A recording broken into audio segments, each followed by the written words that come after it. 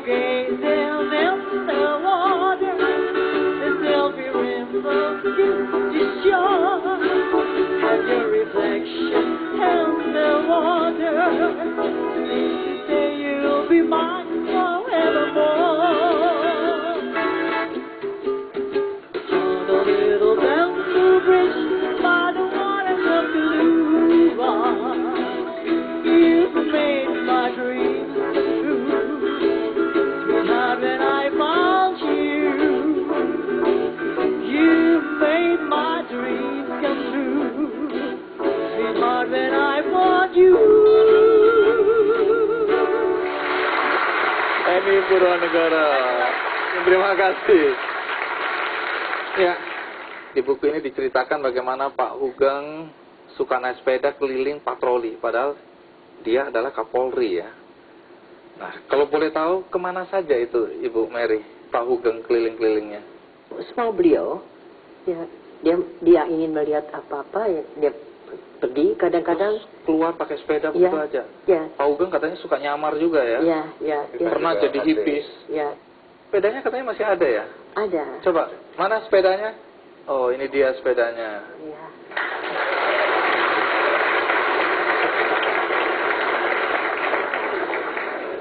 Kapolri, nah ini kok kurang gaya ya? Ini sepeda disimpan di mana sekarang?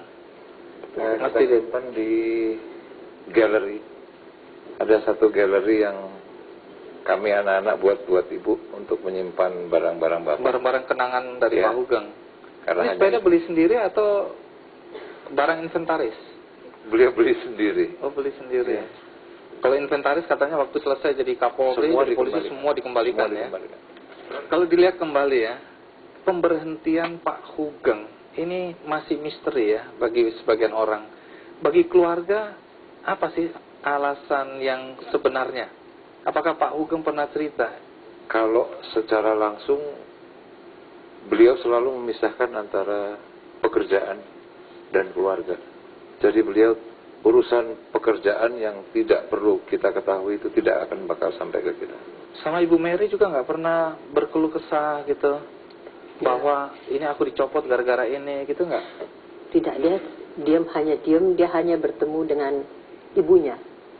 Kesatu dia datang masuk rumah, dia menghadap ibunya. Terus? Lalu dia mengatakan bahwa dia sudah tidak berjabat lagi. Ibunya bilang, tidak apa, asal kamu mengakhiri dengan kebaikan dan kejujuran, kita masih bisa makan nasi dengan garam.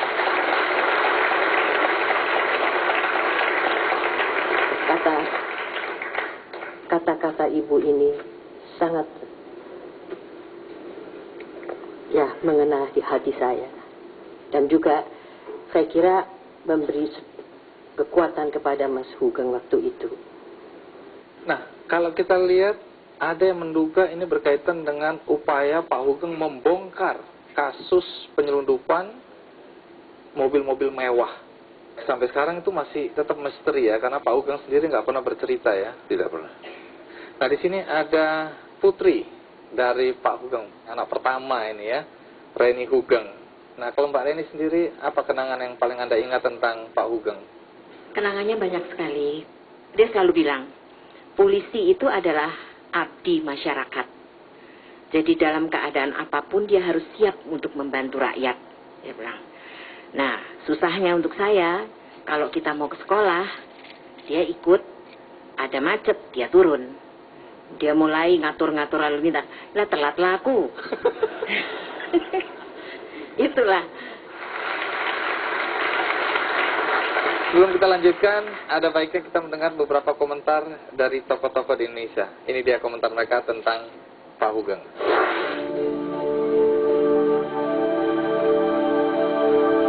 Bagi saya adalah satu sosok figur ya, kepala polisi ya pada waktu itu. Orangnya tegas, jujur, dan juga bisa bertindak sebagai seorang bapak. Dan pengertian dia tegas itu, apapun yang dilakukan oleh anggota, kalau salah akan ditindak tegas. dan jujur di dalam pengertian itu, memang dia orangnya tidak macam-macam, sehingga menjadi panutan ya bagi kita generasi yang sekarang ini. Beliau sebagai sosok yang betul-betul bersih, jujur dan bersahaja. Kita mengenal Pak Sugeng sangat peduli pada rakyat, sangat dekat dengan rakyat, dan bahkan pengabdiannya total untuk rakyat. Saya kenal beliau sifatnya citranya di luar yang sangat baik di tengah masyarakat karena ketegasannya, karena tengah jalan berhenti, pukul becak ke samping, jalan jalur lambat, berhenti sendiri, Kapolri, bukan juga, kalau becak tengah becak itu jalan sana. Nah, itu udah tegas sekali terhadap anak buah yang mau berkesalahan.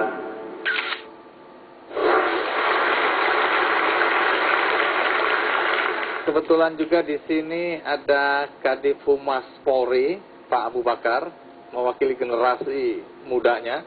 Bagaimana Anda dan teman-teman selekteng Anda itu melihat seorang Hugeng?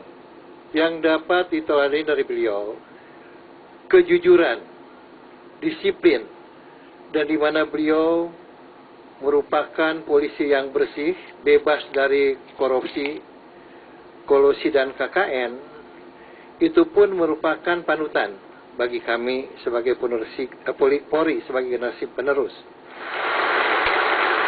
Terima kasih Pak Abu Bakar. Ya. Kembali ke Mas Didit. Di dalam buku ini dijelaskan bahwa Pak Hugeng tidak ingin Anda jadi polisi dan angkatan darat. Kenapa ya?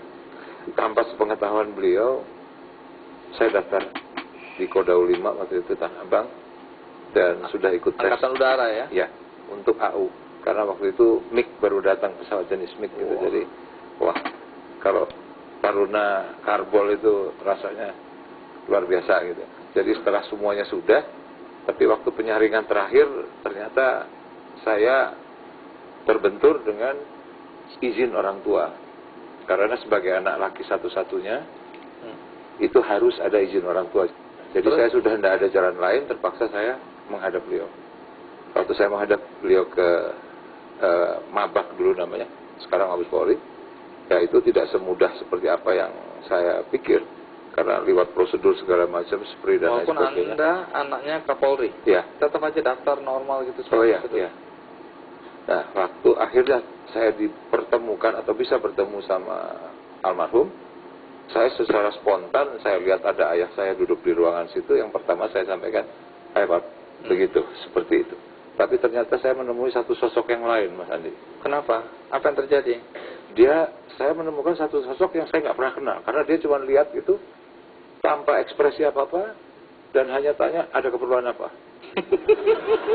Ini bapak saya apa? Bukan ini. Jadi, tapi saya coba menguasai perasaan saya waktu itu. Ya, saya cuma bilang, saya perlu izin orang tua. Untuk apa? Ya, saya sampaikan maksud saya. Dia bilang, nanti aja. Jadi saya langsung, kalau istilah sekarang ya, daripada dia makin tinggi ininya, saya balik kanan, saya pulang. Jadi saya tunggu, setelah hampir 1 minggu, baru ajudan bilang lagi, "Mas Didit dipanggil Bapak ke kantor." Saya bilang, ini dia saatnya.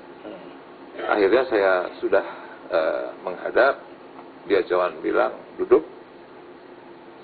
"Sudah mantap masuk Akabri?" katanya. Saya bilang, "Sudah." Saya minta 2 hal. 1, tidak masuk polisi. Karena saya hanya mau 1 hukum.